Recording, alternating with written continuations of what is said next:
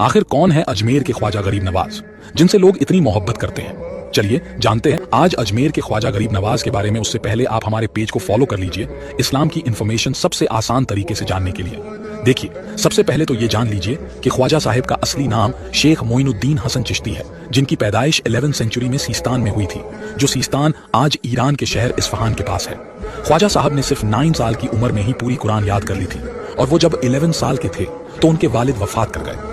फिर कुछ साल बाद वो इंडिया के अजमेर में तशरीफ लाए, और वो जब अजमेर में आए तब इंडिया में मुस्लिमों पर बहुत जुल्म हो रहा था। लेकिन जब ख्वाजा साहब आए तो उन्होंने मुस्लिमों को दोबारा हिम्मत दी, उन्होंने मुस्लिमों को पढ़ाया और उनकी मदद की। और जब वो अजमेर में थे तब उन्होंने बहुत सारे लोगों को इस्लाम की दावत भी दी, जिससे बहुत सारे लोगों ने इस्लाम की खूबसूरती देखकर इस्लाम कबूल किया। लेकिन कई बार ख्वाजा साहब पर मुसीबत भी आई, क्योंकि इस्लाम के दुश्मन उस वक्त भी थे और वो चाहते थे कि इस्लाम खत्म हो जाए। लेकिन ख्वाजा साहब ने अपनी पूरी जिंदगी इस्लाम के लिए सौंप दी और 12वीं सेंचुरी में वो वफात कर गए। और उनके बाद मुगल बादशाह गयासुद्दीन ने उनकी दरगाह बनवाई, और मुगल बादशाह हुमायूं ने, अकबर ने, शाहजहां ने और औरंगजेब ने इस दरगाह की हिफाजत की। और बादशाह अकबर तो कई बार ख्वाजा साहिब की दरगाह गए थे। हालांकि ख्वाजा साहिब बहुत अमीर थे, क्योंकि वो एक तजीर भी थे, लेकिन उन्होंने हमेशा अपनी पूरी जिंदगी गरीबों की मदद करने में गुजार दी थी। इसीलिए ख्वाजा साहब को ख्वाजा गरीब नवाज भी कहा जाता था। इस वीडियो को शेयर करें। अपना वक्त देने के लिए शुक्रिया।